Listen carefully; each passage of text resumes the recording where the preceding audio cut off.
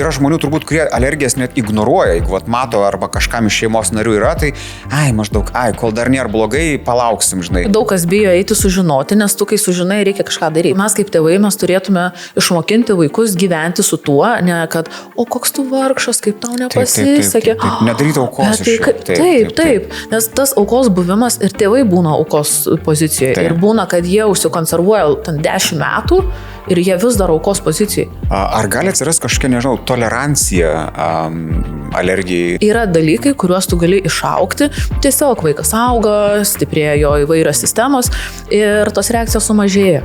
Geriau mažais žingsneliais kažką keisti, bet visam, negu kad 2 dienas pabandžiau, viskas neveikia.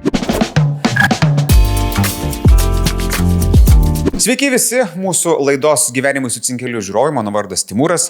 Mes jūs kviečiam čia kiekvieną sykį įsijungti, prisijungti, nes kiekvieną kartą mes kalbame su savo srities specialistais, sportininkais apie sporto naudą, fizinį aktyvumą, apie gerą ir sveiką gyvenimą.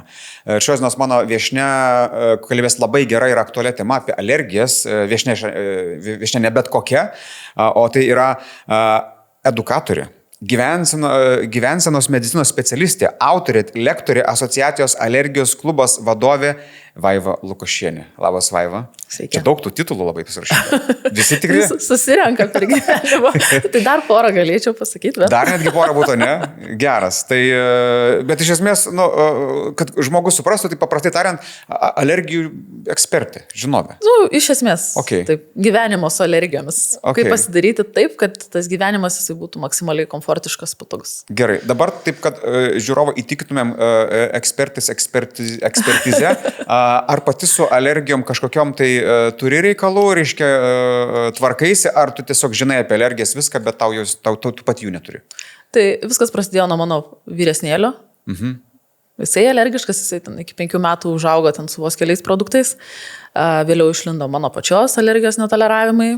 Nors dalį alergijų, ten įkvėpamų bitėms aš nuo vaikystės pati turėjau. Bitėms tai yra žiedadulkėm? Ne, įgelimam patiem. Bičių įgelimam, okei. Taip. Čia, jeigu įgeltų dabar kažkur veide, tai atsidėčiau tokia. Aha. Tai ir natūraliai, sakykim, gyvenimas, kai tau duoda kažkokius iššūkius, tai apsisprendi, ką tu su jais darysi. Tai aš priėmiau, sakau, gerai, būsi gyvensenos medicinos specialistas, kuris dirbs su alergiškais, netoleruojančiais, sergančiais celiakija. Okay. Kadangi žinau, kokios gyvenime problemos kyla, kai susiduri su šito ligom, būklėm, tai lengviau, nes tu supranti, apie ką tas žmogus atėjęs kalba. Man įdomu, nes aš jau dabar porą klausimų turiu, bet dabar, kad nuo plano nepabėgčiau, pradžiai paklausiu taip, kas yra alergija bendrai tai paėmus, nes daugam turbūt yra, žinai, žiedadulkės pavasarį, ir kažkas tokio labai, dar kažkas lengvo. Ar plečiasi alergijos savoka, laikui einant? Jeigu mes kalbėtume grinai ar paciento iš paprasto žmogaus pusės, tai po alergiją jie labai daug dalykų sukiša. Būna kažkam patinka, nepatinka ir čia jau tas netoleravimus, įvairius kažkokius negalėjimus sukiša po alergiją. Tai šiek tiek yra mistifikuojamas terminas dar gal, ne? Taip. Kai realiai yra, sakykim, ta tikroji alergija, yra netoleravimas, yra toksinės reakcijos, kur apsinuodijom, bet galvojom, kad čia alergija.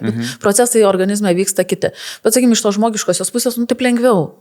Ir jeigu ateina pas mane ir sako, va čia aš alergiškas, tai aš pati savo išsiaiškinu, kaip kas, tam žmogui pasakau, kokie čia tie skirtumai ir kaip jam reikėtų elgtis, bet toliau mes vis tiek kalbam, kaip, jeigu jis vartoja tą žodį, tai jis tegul vartoja. Tiesiog kaimynui, mamai, tetai paaiškinti taip yra lengviau, negu ten kažkokius įsiskirstimus.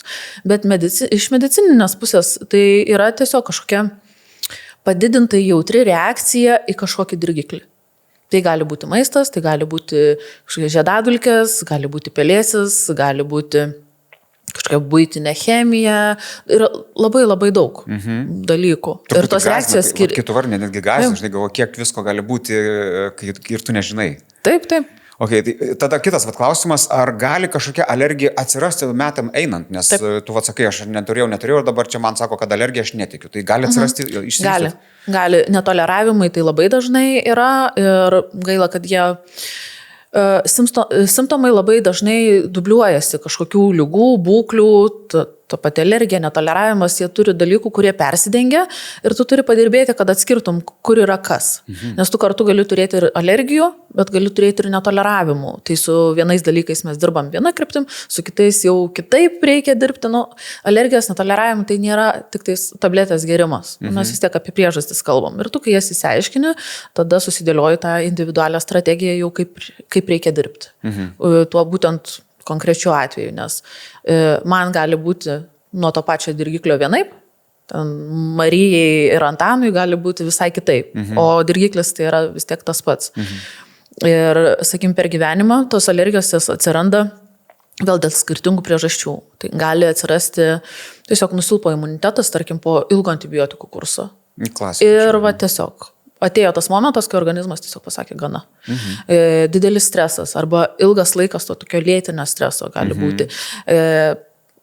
Tarkim, bičių įgėlimam alergija būtų toks geras pavyzdys, kad vieną kartą įgėlė, nieko, antrą kartą įgėlė, nu, gal biškelį kažkas, trečią kartą gal irgi nieko, arba ten kokios 2 įgėlė, arba jau ten kažkelintą kartą, nu, niekas nežino, kurį kartą tas pramušimas toksai, tas sprogimas toksai įvyks, kada tas jungiklis persijungs ir ten, sakykim, gali būti 5, 6 ar 9 kartas, kai tu atsidursi ligoniniai.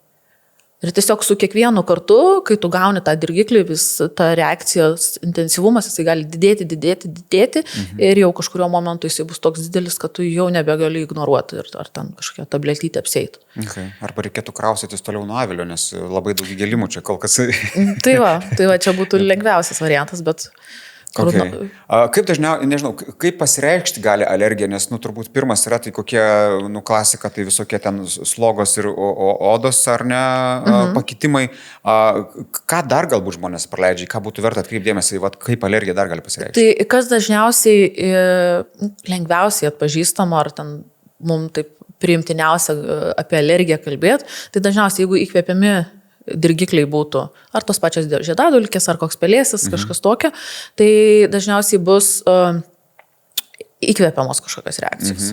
Tai ar sunku kvėpuoti, nosis užgulta, arba nosis bėga, bet tos išskiros yra jos vandeninės, jos tiesiog upelių bėga, tu negali sustabdyti ir tai nėra gleivė, toks atrodo vandenėlis. Tai va čia toksai iš tų tokių standartinių simptomų. Odos bėrimai irgi ir dažnai žmonės galvoja, kad jeigu jau bėrimas, tai bus alergija. Odos lygų yra be proto daug. Ir vėl kaip su alergijos, netoleravimo ar kažkokių kitų virškinimo dažnai lygų simptomai, jie dubliuojasi, susidengia, taip ir su odos problemom. Tai priežastis gali būti visiškai nealerginė, bet jinai gali turėti odoje labai panašius simptomus. Tai geriau, jeigu mes nesigaudome toje srityje, geriau nueiti pas specialistą, kad pažiūrėtų. Gal tenais realiai tiesiog kremo reikia pasitepti ir gal tu tenais, nežinau, 5 metus augini vaiką, kurio kremų niekada po maudynių netepiai ir organizmas pasakė, kad jau čia stop, jau man nebegerai, jau nebeturiu resursų, iš kur čia tą gerą odos sveikatą palaikyti, tai gal tiesiog kremu reikia patepti, būtent tai odai tinkamu. Ir viskas. Ir aš nekalbu apie kažkokius hormoninius tepalus, kažką tokios stipraus, intensyvaus, kartais tokios minimalios intervencijos, kažkokio mažo pakeitimo, tai reikia ir įsisprendžia problemas. Ir mes jau nebekalbam apie alergijas ar kažkokias kitas būklės. Būna tokių atvejų, kur jau ir be medikamentų neišsisukė tiek alergijos, tiek kažkokių kitų lygų atveju. Tai čia labai nėra kažkokių 100% taisyklių, kad yra tik tais taip ir ne kitaip. Čia toks labai didelis toks seklio morkos darbas, jisai turi būti padarytas su šitom lygom. Kaip, nežinau, kaip iš tavo praktikos matai, kaip žmonės į alergiją reaguoja, jie kaip, nežinau, kaip į naštą, tai su tokia atodosti, o Dieve, dabar čia man bus, ar koks tavo patarimas būtų, nes aš įsivaizduoju, yra žmonių turbūt, kurie alergijas net ignoruoja, jeigu mato arba kažkam iš šeimos narių yra, tai maždaug, kol dar nėra blogai, palauksim, žinai. Kaip su tuo faktu tada tvarkyti žmogui, nes yra turbūt irgi tokių, kas ir nežino, ką daryti, arba, nežinau, bijo eiti su sužinoti, tas va. Tai iš tikrųjų daug kas bijo eiti sužinoti, nes tu, kai sužinai, reikia kažką daryti. Keisti, jo. O tas nefaina, nepatogu, nesmagu, reikės kažką iš tikrųjų keisti, kas reikalauja papildomų pastangų ir ne visi tą turi. Ir iš tikrųjų, tokia iš mano patirties, tai liūdna, kad didžioji dalis ir nenori tų pokyčių. Jie ateina, jie sužino žingsnius, ką jie turi daryti, nebūtinai jie kažkokie labai sudėtingi ir sako, ai, kažkaip, mes kažkaip. Nes būtų fainiau, jeigu duotum tabletytę, sakyma, šitą išgers ir viskas. Jeigu ne per dieną, per ten porą dienų, viskas pamirši, visos alergijos netoleravimus. Bet jie neįvertina to, kad tos ar ten alergijos būtų, ar netoleravimai, kad jie atsirado, prikapsėjo per ilgą laiką. Tai jeigu prikapsėjo per ilgą laiką, tai tabletytės išgėrimas jisai tikrai neišgelbės. Tas gyjimas jisai irgi tas. Ir apsukus tą kelią atgal, tu vis tiek irgi turi sugrįžti. Taip, tai čia ir tam tikri gyvenimo būdo pokyčiai, ar neatsiranda? Taip, tai iš esmės taip. Antialerginiai vaistai, antihistamininiai vaistai alergijų negydo. Jie tą momentui numuša simptomus, kad mes tiesiog komfortiškai jaustumėmės. Bet priežasties jie negydo. O priežastis labai gali skirtis. Tai gali būti tas pats maistas, gali būti oras, gali būti kažkokie streso padariniai ir panašiai.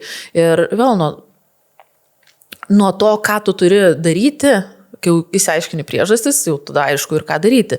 Ir ta reakcija žmonių labai skiriasi. Tai vieni sako, gerai, darysim. Tai čia yra mažoji dalis, kurie tokia išlaiko šaltą protą ir taip priima tą planą ir gerai darysim, nes tai yra svarbu. Didžioji dalis dingsta, tu supranti, kad tu nebesi kartu tame kambaryje su žmogum. Jie jau tavęs nebegirdi, nes jeigu tu pasakai, kad kokio glitimo reikia atsisakyti, viskas. Jam stoja pasaulis, žemė slysta iš po kojų, nes ką aš darysiu. Ir čia, natūrali ta tokia baimė ir tas pasimetimas dėl to, kad iš ko susideda standartinis lietuvio meniu. Iš miltų, pieno ir kiaušinių. Ir, sakykime, jeigu dienos eigoje pasižiūrėsim, tai ką, sumuštinu karyte, kokiu makaronu su kažkuo per pietus, vakare blynų. Ir tas pats sukasi, produktai tie patys, formatas keičiasi ir iš esmės, jeigu tu ten kažkokios kūrybingas virtuvėje nesi, tai atrodo, ką valgyti. Ateina, taip. Ir dėl to ta reakcija jinai būna pasipriešinimo ir to pasimetimo ir išsigandimo ir ašarų būna, visko būna. Bet paskui, kai susidėlioja, pamatai iš tikrųjų, kaip taip, tas, kas atrodė labai baisu, kad iš tikrųjų gyvenime nėra taip sudėtinga ir kad tas, jeigu apie maistą kalbant, kad tas racionas dar labiau prasiplečia, kad tu pamatai, kiek visko daug yra ir tada viskas pasidaro nebebaisu. Turbūt esi girdėjus tokį pasakymą net iš vyresnių žmonių, kad anksčiau tai tiek alergijų nebuvo, čia dabar kažkokia šiuolaikinė liga. Taip. Čia tiesos yra turbūt šitame. Yra. Ir iš vienos pusės, kad taip, tai tiesa, tų alergijų daugėja kiekvienais metais ir kai bet kurį alergologą pakalbinus, tai jie tikrai pasakytų, kad po kokį 1000 naujų, tai tikrai per metus turiu tų pacientų. Ir dar kiek yra tokių, kurie neina pas gydytojus, kurie net pažįsta, nes vis tiek pas alergologą, kad nueitum, šeimos gydytojas tikriausiai dažniausiai atsiunčia. Tai ta problema yra, kad tiesiog ir šeimos gydytojai ne visada gali atpažinti.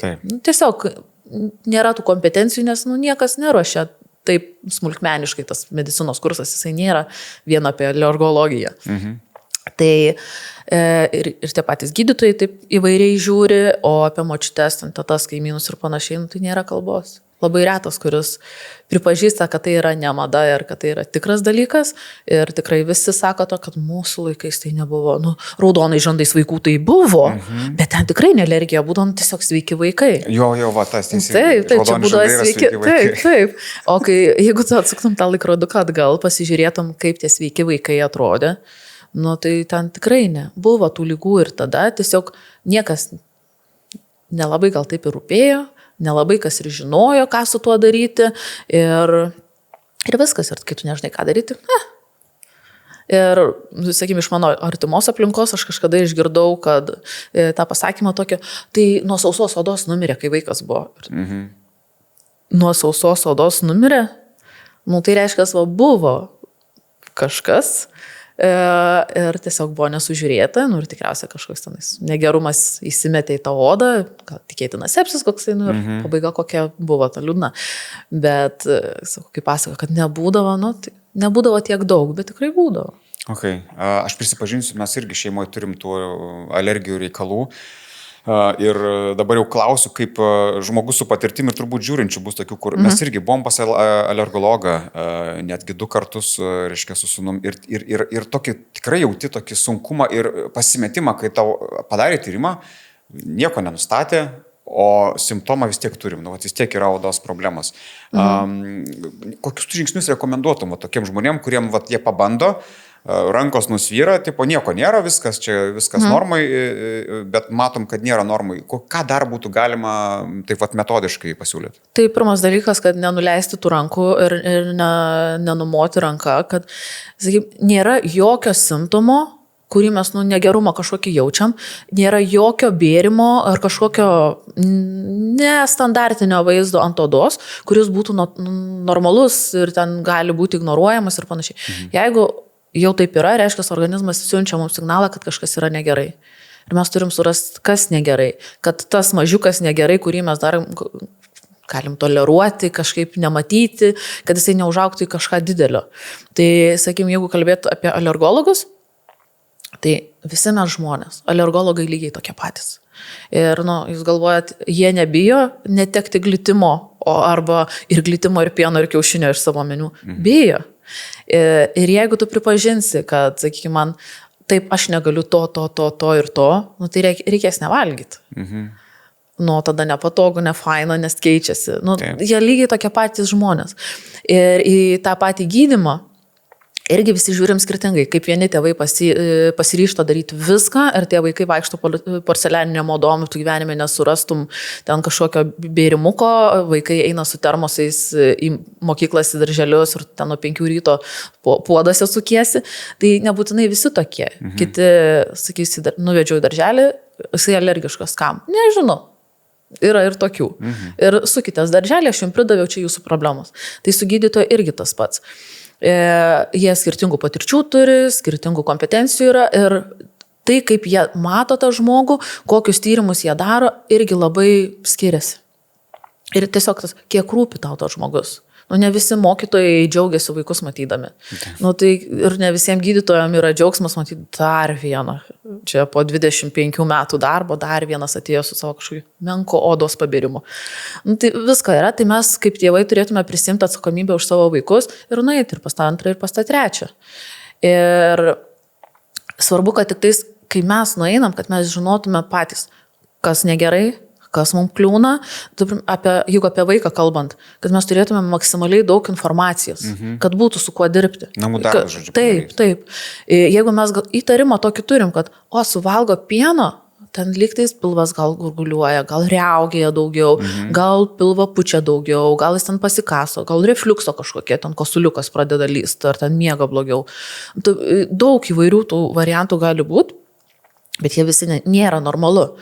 Ir mes, fiksuojam. Reiškia, po to tas. Gal pabandom porą dienų nevalgyti. Tam vaikui nieko nesakom, bet kokį ledą nusipirk, kokį augalinį, veganišką. Tikrai dabar, palyginus su tuo, kas buvo prieš 10 metų, tai dabar mes labai turtingi. Yra tikrai skanių dalykų. Ir tose pagrindinėse parduotuvėse tikrai alternatyvų galim rasti. Ir tiesiog pabandom čia kažką radau naują.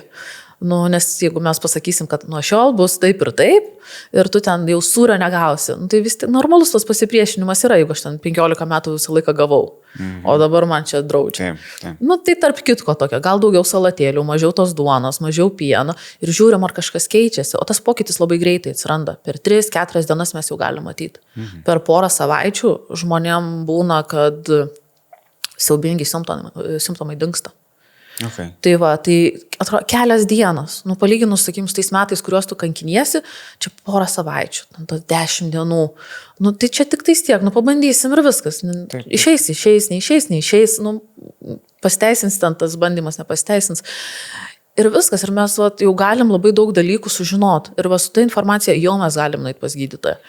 Ar ten pas kokį, tarkim, gyvensenos medicinos specialistų, dabar pas šeimos gydytojų kabinetuose, ar tiesiog poliklinikose tikrai yra, ir Vilniuje, Kaune, tai tikrai.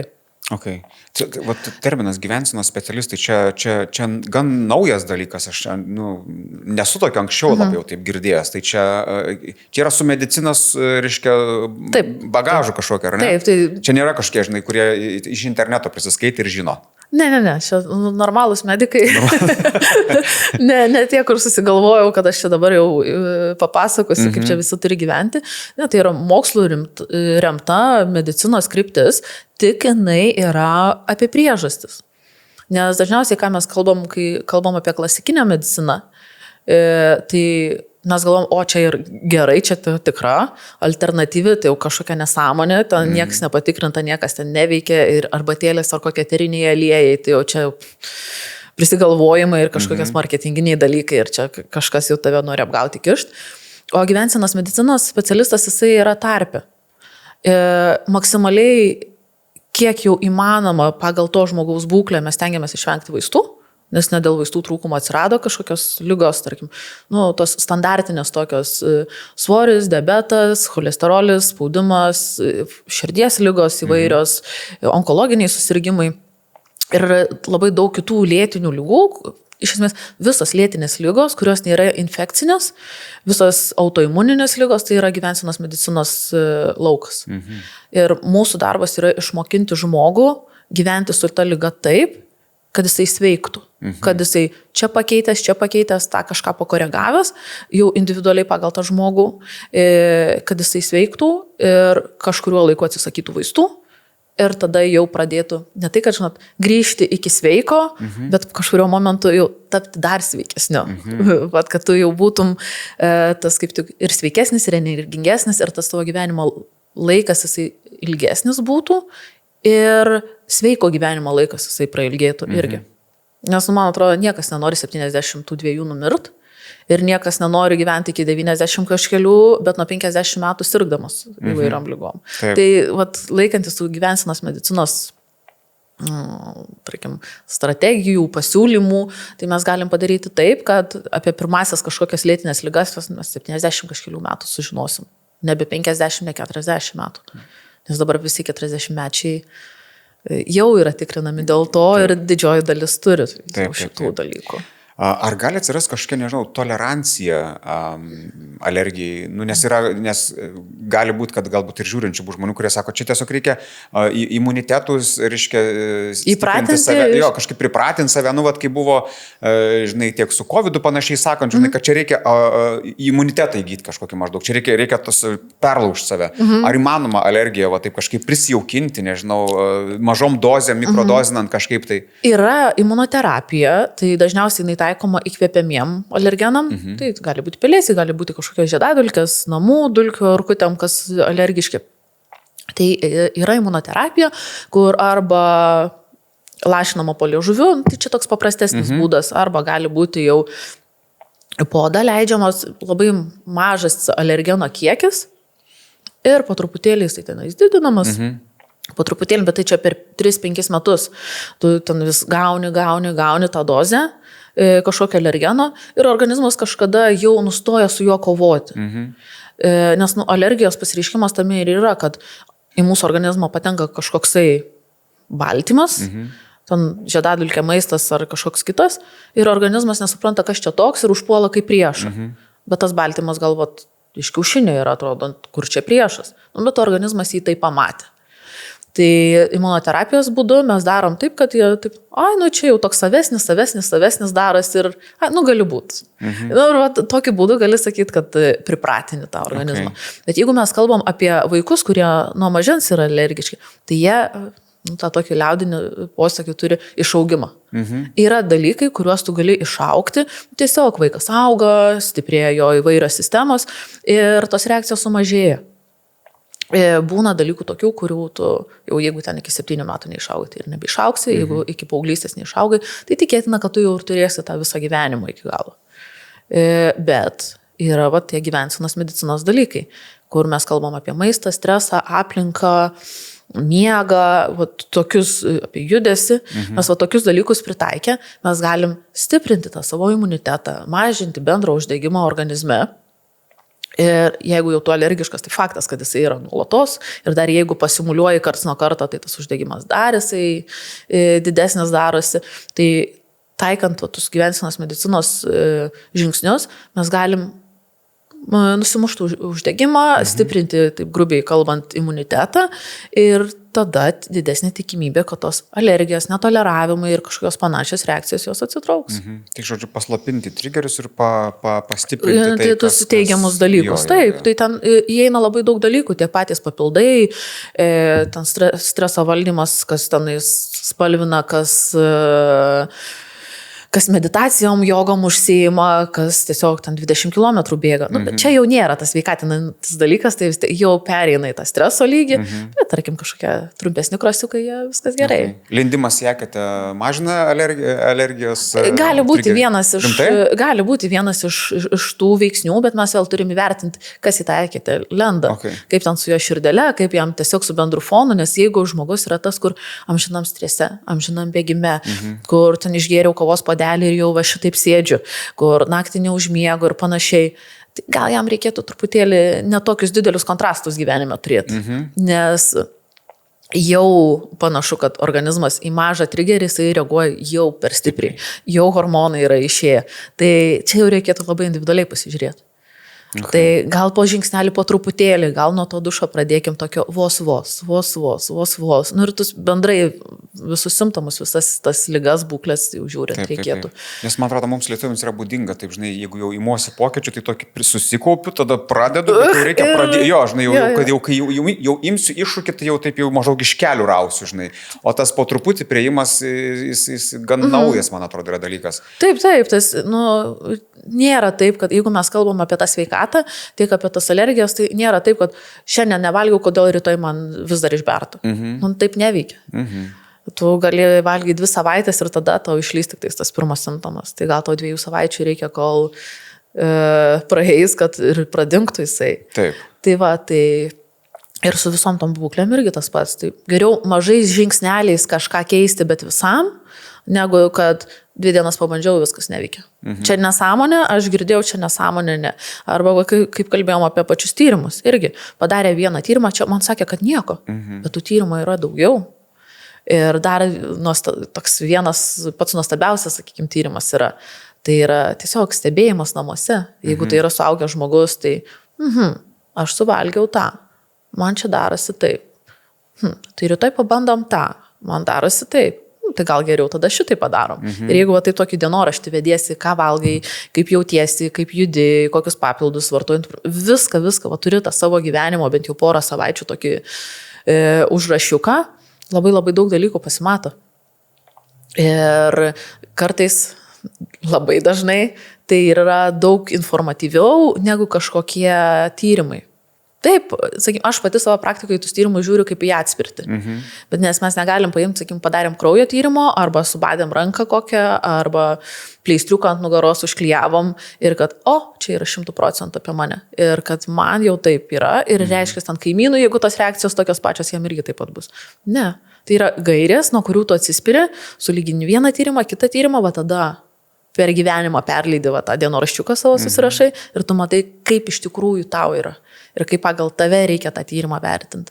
Nes vienam, tarkim, padarius kraujo tyrimus, tu matai skaičiukais. Tai lengviau. Ir tas vienam 0, kažkiek gali būti žiauriai mažai ir oficialiai pagal gairias tai nebereikšminga reakcija. Ir gyvenime, ką mes matom siaubingai ryškės, didžiulės, greitas reakcijas.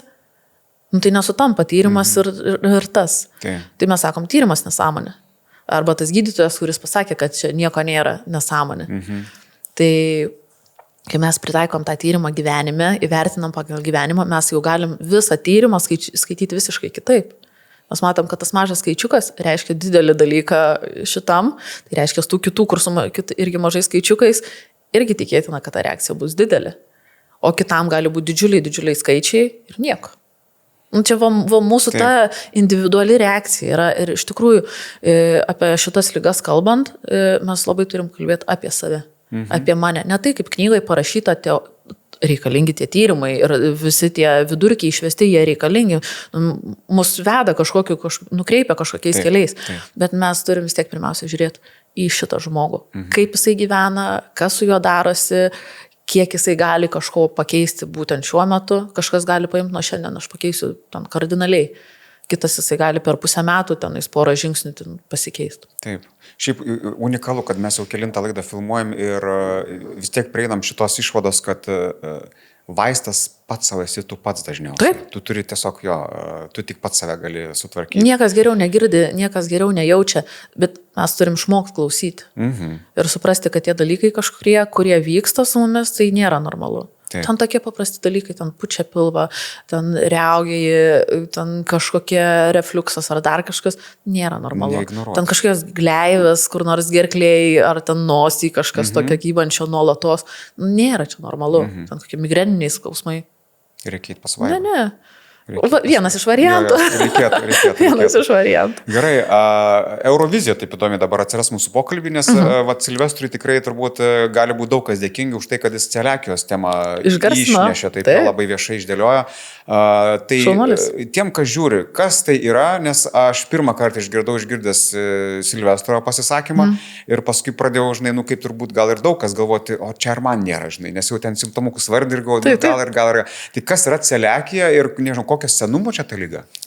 Lyga sena, ten 100 metų tai tikrai yra jai, kiek jinai yra žinoma, aprašoma, bet jinai ten tikrai nėra kaip oficiali diagnozė tiek laiko. Lietuvoje jinai yra ten nuo 70 kažkelintų metų.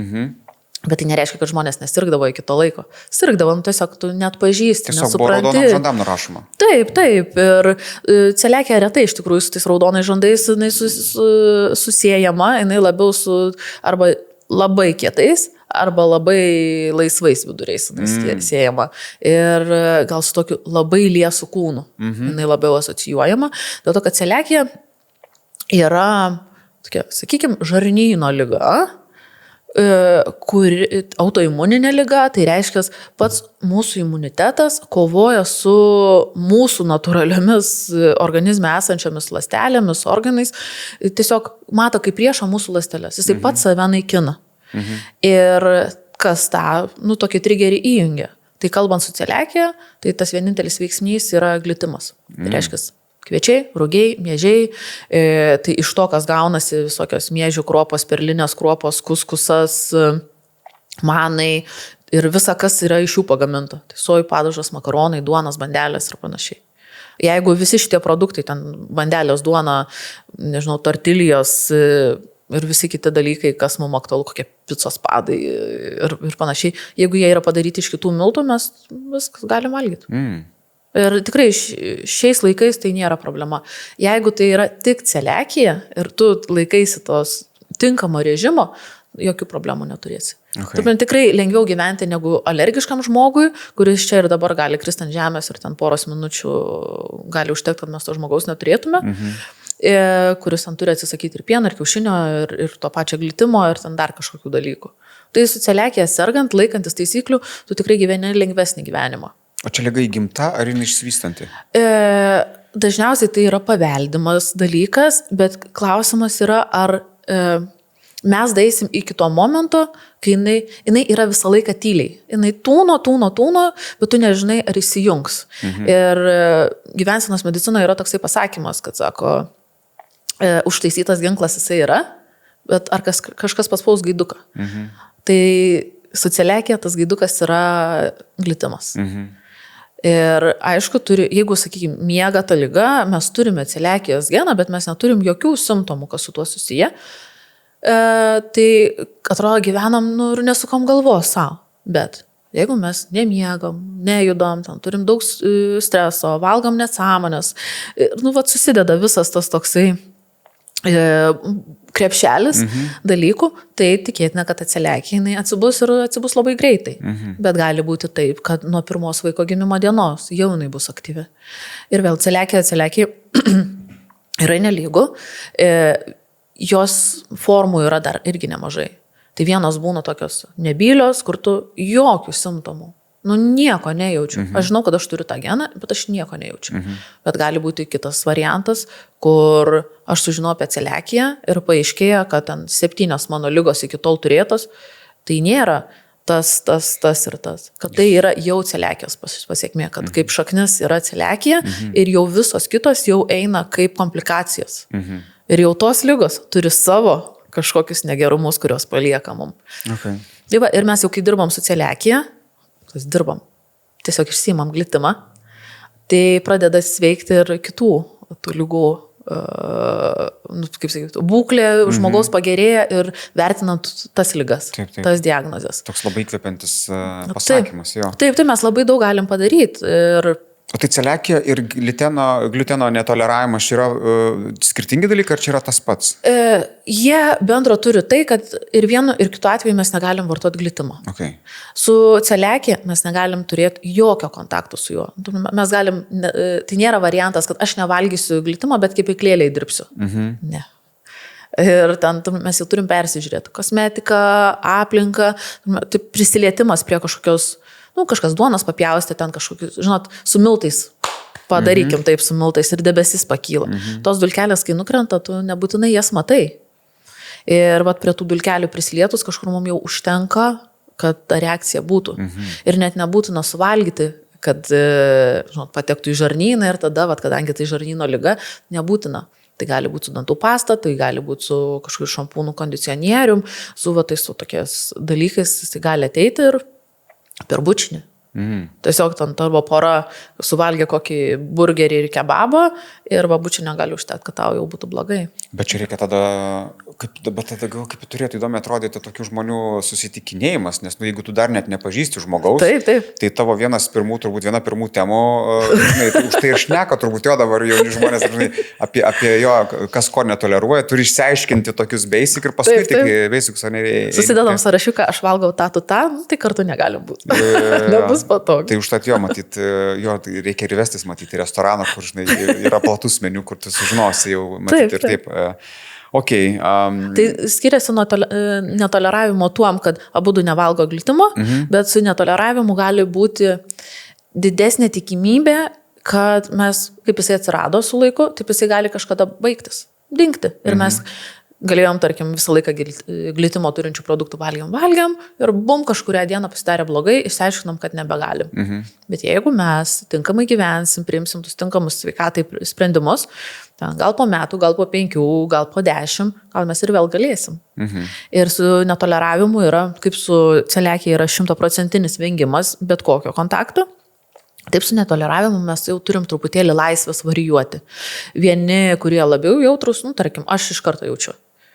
Ten gali būti koks nors patiekalas, kuris oficialiai yra be glitimo, bet, tarkim, kepsnį kepė ant tų pačių grotelių, kur ką tik duona irgi ten skrudino. Ir aš jau įpusėjus tą patiekalą, aš jau jaučiu, kad man jau sukasi, jau važiuoja viskas. Okay. Kiti, jie gali suvalgyti porą riekių duonos ir jiem nieko. Tai vėl, mes turim labai individualiai pasižiūrėti į save ir kaip mes reaguojam į tą. Nėra vienos taisyklės, kuri tinka visiems. Ir kad aš galiu, tai ir tu drąsiai valgyk. Tai taip ne. Skamba kaip iššūkis, nes dabar galvoju, yra labai save turiu girdėti, stebėti. Spaudos rūmuose dirbau, ten yra tokia valgykla, kavinė ir jie ten tikrai gamina daug ant to paties. Aš esu valgęs varškinius kažkokius ten blinelius, kurie buvo žuvies skonio. Tai čia turbūt jo apsisunkia. Bet ar jau yra Lietuvoje tokių vietų, kur tarkim, orientuojasi į celiakiją sergančių žmonės, arba kur ateini ir meniu yra tik tai išvalytas? Yra veterinarijos tarnybos reikalavimas, kad visi meniu visuose meniu turėtų būti sužymėti alergenai. Taip. Bet kas tus alergenus žymi? Ar jisai supranta, kas yra ta alergija, netoleravimai, celiakijos, kiek atsargumo reikia? Tai aš per savo metus, kiek susidūriau, kad tokių 100% saugių vietų, tai nelabai yra. Jeigu pasisekė su personalu, tai tada tikėtina, kad padavėja sulakstys, jinai paklaus šefų. Per 12 metų vienas yra šefas, kuris išėjo ir pasakė, žiūrėkit, taip ir taip ir taip, darysim taip ir taip, bus taip, jums tinka, netinka. Tai čia per 12 metų vaikščiamo ir po paprastus kažkokius paprastas kavinukės ir po kažkokius jau tokius normalius restoranus. Jau tokius jau aukšto lygio. Okay. Tai iš esmės gaunasi, kad maisto gaminimas tampa jau tavo paties atsakomybė. Taip, ne? Taip, maisto gaminimas iš esmės pasidaro tavo gyvenimo ašim. Tu žiūri, aš čia galiu atostogų važiuoti ar negaliu, tą nulems maistas, ar aš galiu kažkur nusipirkti. Tai tikėtina, kad tu nebevažiuosi į viešbutį, bet važiuosi į kažkokį buto, kažkokio apartamentų, kažkokio ieškosi. Camping. Kad būtų su virtuvėlė, kad tu galėtum saugiai savo pasigaminti. Tai faktas, kad tu dar prasigūglinsi, kuriam mieste, kuriuose vietose ten tu gali nueiti saugiai pavalgyti. Nes, tarkim, palyginus kokią Lenkiją ir kažkur netoli, kokią Balstagiai, kokioj pietų karalius. Jeigu yra tik glitimas, mes pabuvom keletą dienų, aš vieną kartą gaminau. Ten per 4 dienas gal kokios, vieną kartą. Aš nežinau to. Aš neatsimenu, kad aš taip gyvenčiau per 12 metų, tikrai nėra buvę. Okay. Tas alergijų gydymas, kadangi vėl šiuolaikinė ir medicina turbūt žengia labai stipriai, kaip tai keičiasi, nežinau, kokie yra tie naujausi tokie dalykai, kurie galbūt pačią netgi nustebino, kad ir tą ir taip daro. Tai iš esmės ten to pokyčio nėra labai daug, gal tik tai keičiasi toksai dalykas, kad anksčiau sakydavo, kad tuos produktus, kurie labiausiai alergizuojamės, įvedam vėliausiai. Dabar yra tokių tyrimų, kurie sako, kad mažiem vaikiukam reikėtų tus alergenus įvesti anksčiau. Bet vėl tas individualus požiūris, jeigu tas vaikas ten kokių 2-3 mėnesių, kad ir tų pusės metų, ir jisai visas žaizdotas, nubertas ir panašiai. Ir mes dar ant viršaus jam kokio, Amerikoje riešutų sviestas, vienas iš tų pačių baisiausių alergenų, Lietuvoje mažiau, Lietuvoje dažniau ten kiaušinis, pienas, glitimo turintys produktai. Ir sakykim, tą riešutų sviestą mes jam duodam, kur visas dega tas kūnas, toksai sveikos odos mažiau. Tai iš kur mes dabar žinom, čia sureagavo į tą riešutų sviestą ar nesureagavo. Tai mes iš pradžių gal turim įsiaiškinti, kodėl jisai dega. Ir tada įvedinėt. Tikrai labai tėvai turi išlaikyti šaltą protą. Rekomendacijos yra viena, bet tas realus gyvenimas yra kita. Taip kaip ir neskiepysim alergiškų vaikų dėl to, kad ten kiaušinio baltymo yra. Tai jeigu tas vaikas nėra alergiškas kiaušinio baltymui, gal didesnė rizika yra tai, ką tu gali turėti neskiepijęs. Bet jeigu tas vaikas, ten yra tokių situacijų irgi, kad tu verdi kiaušinį ir jau tas vaikas dūsta. Tai gal štai vietoj jau mes negalim to žmogaus apšaukti antivakserių, nes tiesiog jam taip yra, jis neturi pasirinkimo jau čia. Ir tas skiepijimas, kaip aš esu girdėjus pasiūlymą, tai mes guldam į stacionarą ir jeigu jau jam bus anafilaksija, tai vis tiek didesnė tikimybė, kad išgyvens jau stacionarė, jau pas alergologus. Ir sakau tada, o tai kaip su to liekamaisiais dalykais? Tai nėra taip, kad tu anafilaksija ir viskas pasikeitė. Ir tu nuo rytojus jau vėl gyveni normalų. Ne, tu ten pusę metų dar kapstaisi iš to, kas liko, su tom pasiekmėm bandai susidėlioti. Tai tas labai platus tas situacijos turėtų būti pasižiūrėjimas. Tai jeigu mes kalbam apie tą standartinį gydymą, tai jis nelabai keičiasi. Tos rekomendacijos, kažkokios tą įvesti tada, ten prieš primaitinant, sakykime, tus mažiukus vaikus, jos kažkiek keičiasi. Bet kaip jos buvo prieš 20 metų, tai iš esmės yra tas pats. Okay. Taip, atsiranda, aišku, tų tokių daug tyrimų, maisto netoleravimo, kažkokių ten alerginių reakcijų. Ten vienos jos kokybiškiau nustato, kitos mažiau patikimos, bet kaip aš prieš tai sakiau, tie visi tyrimai, jie yra vis tiek, tai nėra, man parašė ant lapelio, taip 100% taip yra. Mes turim perleisti per kūną ir pasižiūrėti, kaip realiai tas skaičiukas ant popieriaus atrodo realiai mano gyvenime, mano kūne. Aš dabar galvoju, irgi sūnui buvo daryti gal 2 kartus tas testas, bet akivaizdžiai dar nėra priežastis rasta ir šiuo atveju irgi, ne visada tyrimas yra tikslus. Taip. Galvoju, jam kartoti labai irgi nelabai norėtų, kad ten įbadytų be reikalo, bet čia turbūt yra skirtingi tyrimai. Ir pavyzdžiui, vieni apie gydytojus, jeigu kalbam. Čia neturiu kažkokių blogų, kad ten neikit pasaulio, eikit, jeigu yra bėda, yra specialistas, eikit. Tai gal ten laukai nesutampa, tikrai svarbu, kad sutaptų požiūrį. Jeigu aš esu tas žmogus, kuris sako, aš tarkim, aš galiu pakeisti čia ir dabar. Dėl savo vaikų, aš dariau tai, ką reikia ir paskui apie save galvojau. Kas ne visą laiką ir geras dalykas, tą balansą turi išlaikyti, bet einam pas tus gydytojus tikrai ir einam ir sprendžiam, bet visi gydytojai skirtingi, kaip mes skirtingi. Vienas jisai yra tas toksai, kad pačiai einam ir darom. Ir jeigu tu esi tas, kuris bijo pokyčių, tai nesutaps laukai ir tu netiki, ką jisai sako. Vienas gydytojas jisai apie odos problemas daugiau žino, kitas apie virškinimą žino, kitas tiesiog tik apie alergijas žino, kažkas apie pulmonologas gal šalia yra. Tai va, jų tos skirtingos kompetencijos ir tu skirtingus vertinimus mums duoda.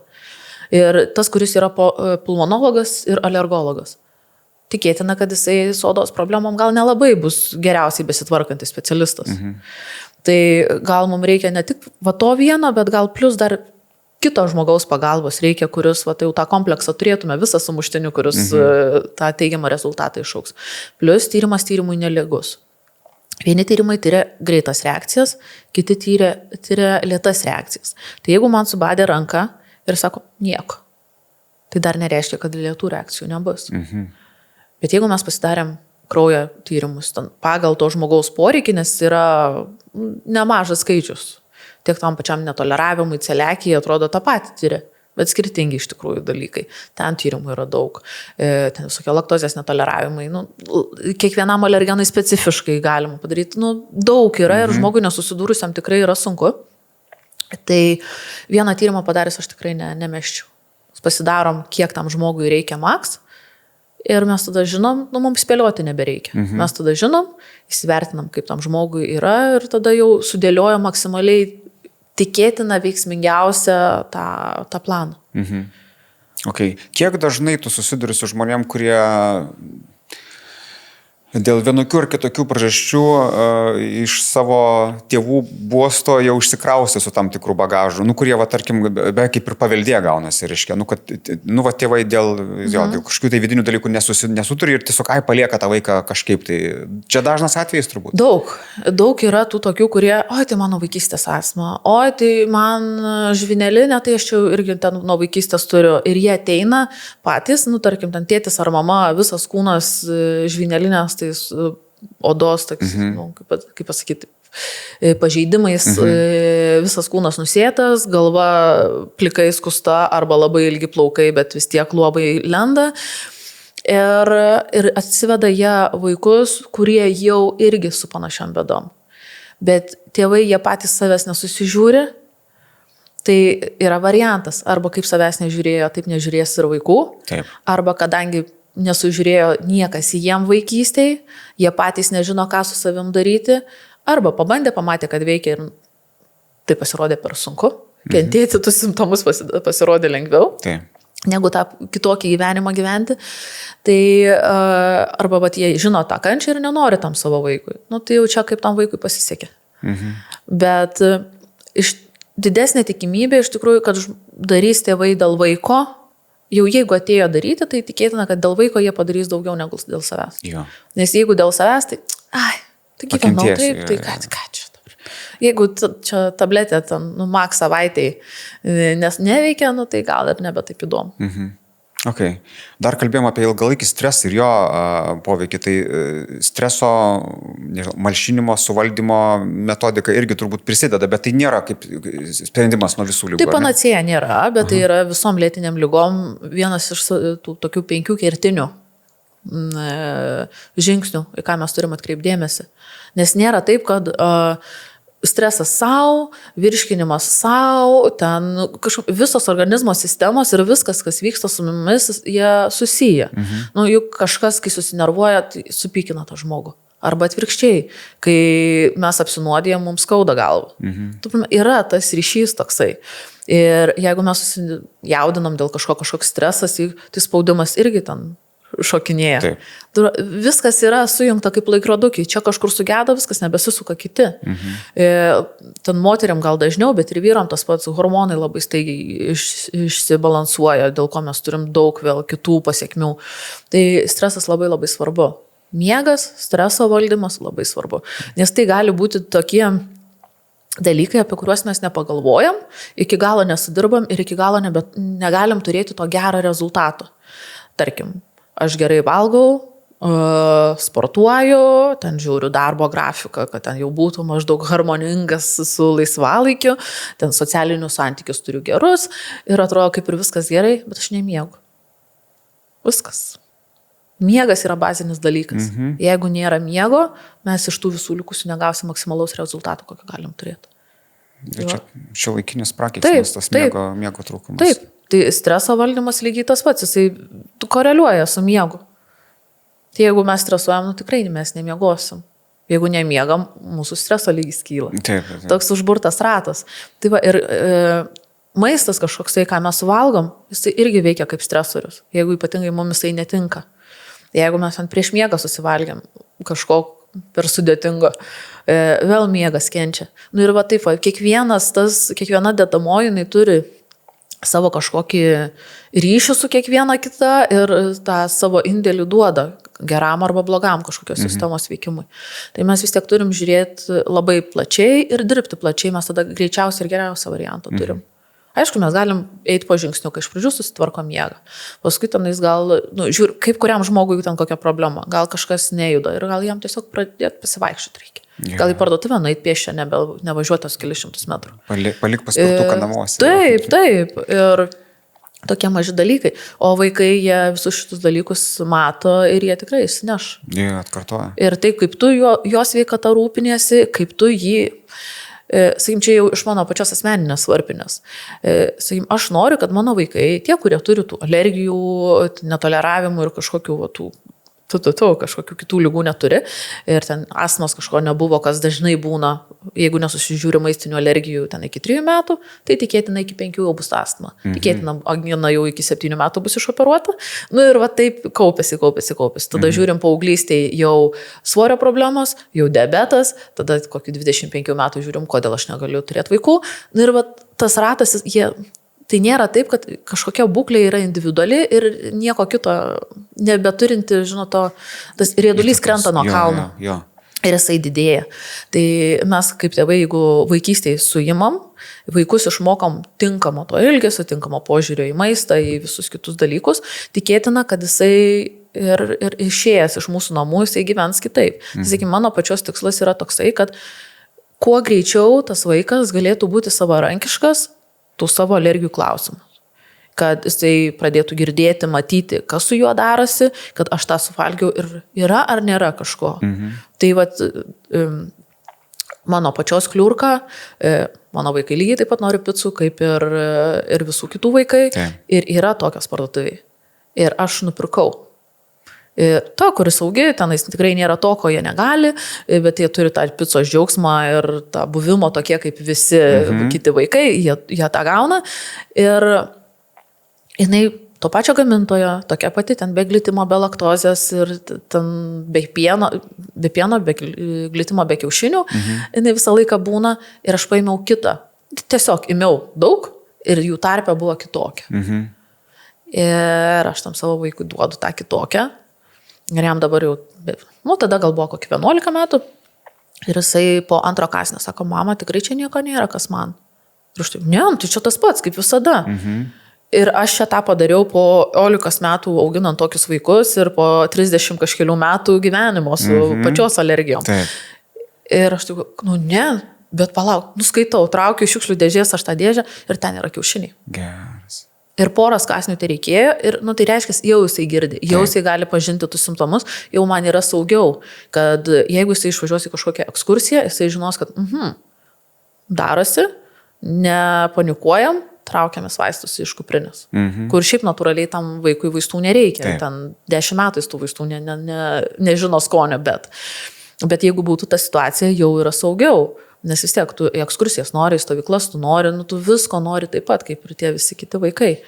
Bet gali būti tų tokių kliurkų. Tai mes kaip tėvai, mes turėtume išmokinti vaikus gyventi su tuo, ne kad, o koks tu vargšas, kaip tau nepasisekė. Nedaryti aukos iš jų. Taip. Nes tas aukos buvimas ir tėvai būna aukos pozicijoje. Ir būna, kad jie užsikonservuoja ten 10 metų ir jie vis dar aukos pozicijoje. Tai reiškia, tu tos problemas neįsisprendai, tu vis dar su tuo eini.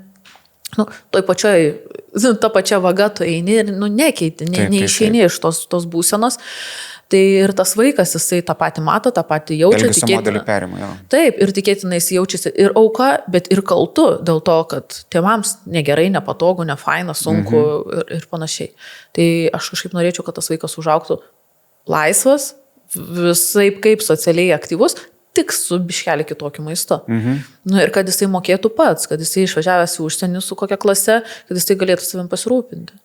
Ir taip po žingsnelį, kad jau nereiktų kraustytis kartu studijuoti. Taip. Okay. Bet tik maistelis saugus. Man dar labai įdomus momentas užstrigo, tu minėjai, kad anginos operavimas čia yra susijęs tai, tarkim, jeigu angina kiekvienais metais būna aktyvuojasi ir serga, tai čia jau reikėtų Taip, tai jinai yra imuninis organas irgi. Ir jeigu jinai yra aktyvi, mes turim ieškoti kodėl. Nes jinai turi būti ramybėj. Aš nežinau, kas tas yra. Tai čia su alergijom, su maisto netoleravimu labiau susiję? Čia mes galėtume žiūrėti vėl individualiai kiekvienam. Gali būti ir maisto netoleravimas, gali būti alergijos, gali būti kitos autoimuninės lygos, gali būti tiesiog šlamštelės, kurį mes valgom nuo ryto iki vakaro.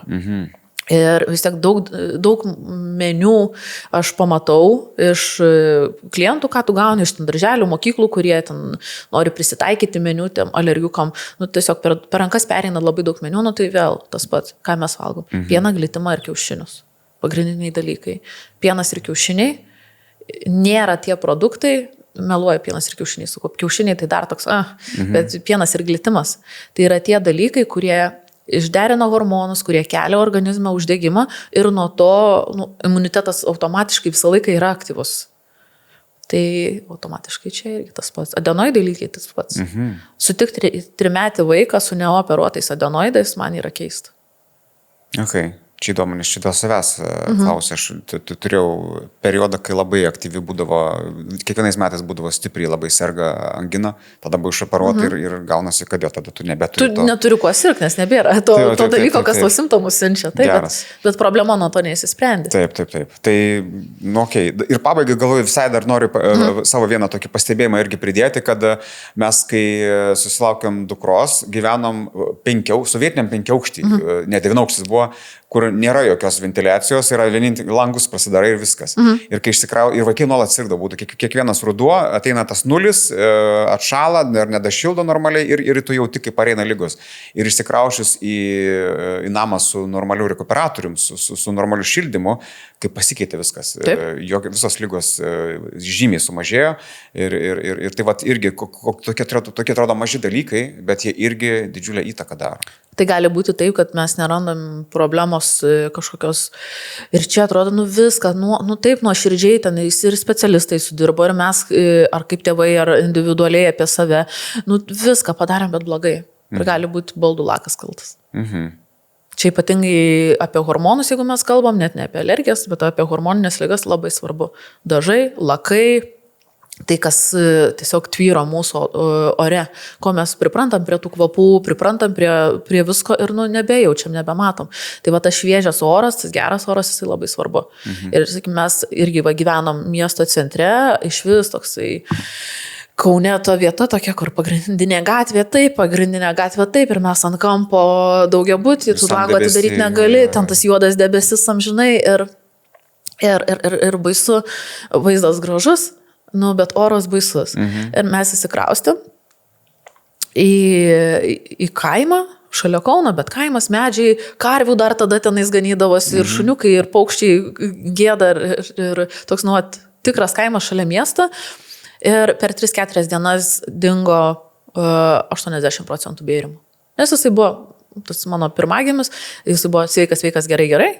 Ir tada buvo tam tikras dirgiklis, vėl viskas užsikūrė ir nebetiko niekas, kas iki tol tiko. Vėl atsirado tas bėrimas, kuris į kremus nereaguoja, į maisto pokyčius nereaguoja, nieko. Mes tada įsikraustėm į kaimą, nes tenais ir tam nuomojamam bute buvo ir pelėsio, ir va, tas gatvės oras ne kažką. Poros dienų tai reikėjo. Ir švarus gražus. Ir įrodymas, kad negali ignoruoti, kad ir maži dalykai, bet suma jų vis tiek rezultatą kažkokį neigiamą gali duoti. Mes galvojam, kad čia nieko tokio aibiškelį, čia kaip rūkantis tėvai sako, tai aš nerūkau. Aš prie vaikų nerūkau, aš tik pareinu toksai namo. Taip. Tu turi taip. Jo, tai reikėtų Tai va čia ir keičiam savo laidą kiekvieną kartą tą požiūrį į save, kad negali savęs užleisti, reikia išmokti save mylėti, žinai, ir reikia mokintis, nemokėjai iki tol. Vaiva, aš, nežinau, per klausimus savo perėjau, galvoju, nebent dar kažką galbūt norisi žiūrovam pasakyti, tokio gal motyvuojančio, įkvepiančio, kad, žinai, jeigu jau buvai ar esi šalia tų dalykų, kaip dar tą žingsnį vėl dėt? Aš tai visą laiką sakau, svarbiausia išlaikyti šaltą protą.